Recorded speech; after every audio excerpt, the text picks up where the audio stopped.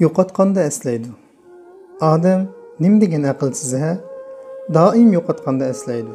Bu so'zni qanchalagan kishilardan anglaganim, qanchalagan kitoblardan o'qiganim toza esimda yo'q. Biroq shunisi muqarrarki, bu nihoyat ma'nilik va esil bir so'z ekan. To'g'ri.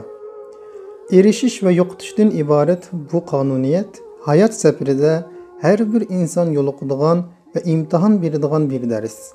Mayli bu yo'qotish moddiy jihatdan sanaladigan biror inson, boylik, huquq imtiyoz bo'lsin va yoki ma'naviy jihatdan sanaladigan sog'lomlik, xushallik qatorliq narsalar bo'lsin, cho'qim yo'qotilgandan keyin uning naqadar muhim narsa ekanligini andin his qila oladi ekan. To'g'ri, yanada bor bo'lgan inson qadrlanmaydi. Yanada bor bo'lgan boylik qadrlanmaydi.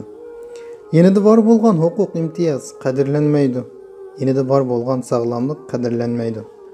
Yanada bor bo'lgan xushallik qadrlanmaydi. Mushu tarafdan sanalganda ko'pincha insonning to'limi nodon va aqlsiz ekanligini his qilib olg'ili bo'ladi. Ko'pincha kishilarning yo'qotib qo'yganlari uchun to'kkan ko'z yoshlari, tartgan ahuzarlari, beshidan o'tkazgan jabr jafolari shunchalik ko'p bo'ladi-ki, u xuddi hayotni rahimsiz, taqdirini zolim sanaydi. O'zining shu narsalar bor vaqtida qadrlamaganligini biroqla unutuydi. To'g'ri, qadrlash kerak. Inson shu qadrlanguvchilar ichidagi eng muhimi. Qadrla, u sening mehribon ota-onang. Qadrla, u sening mangulik hamrohing. Qadrla, u sening umoq farzanding. Qadrla, u sening jonijon qarindoshlaring. Qadrla, u sening aziz do'st yoralaring. Qadrla, ishqilib, u sening qalbingning eng cho'nqur qatlamlaridan o'rin olgan bir kishi. Ammo to'limi afsuski, haqiqiy qadrlanish o'zidan yiroqda bo'lganlar uchunla haqiqiy bo'ladigan o'xshaydi. Hamma bizdan yiroqlagandan keyin o'zining qadr-qimmatini haqiqiy his qildiradi. Vatandan ayrilgandan keyin haqiqiy vatanning qimmatini his qiladi. Qalbimizdagi kishilarimizdan ayrilgandan keyin shularning naqadar qadrlashga arziydigan kishilar ekanligini his qildik.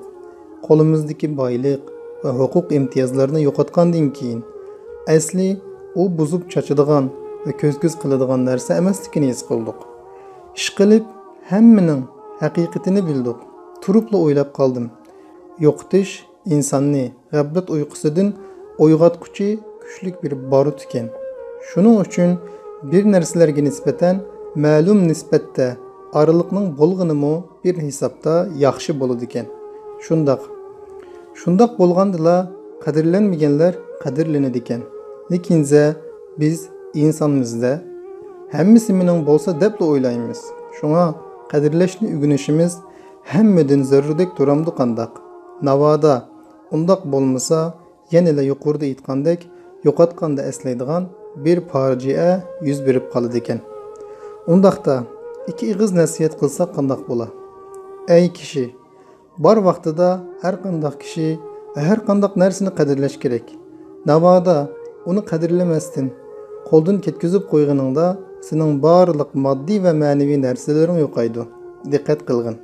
Navoda shu qalbingdagi odaming qadrlanmasdan ayrilsa, moddiy jihatdan eshitsak, shuni va shuning sana ato qilgan xushalliqlarini qaytadan tepish yo'lida boyliqing ketadi. Uni qaytadan tepishni niyat qilib, huquq imtiyozingni tark etsan. Uni va uning sana ato qilgan xushalliqlarini eslash bilan xushalliqing yo'qaydi. Shunga diqqat qilgin. Qo'lingda borni qadrla. Uningdan kattasini tama qilma. Bilsang, sening yoningda bo'lgan har narsa va har kishi sen uchun eng katta sovg'at va ne'mat.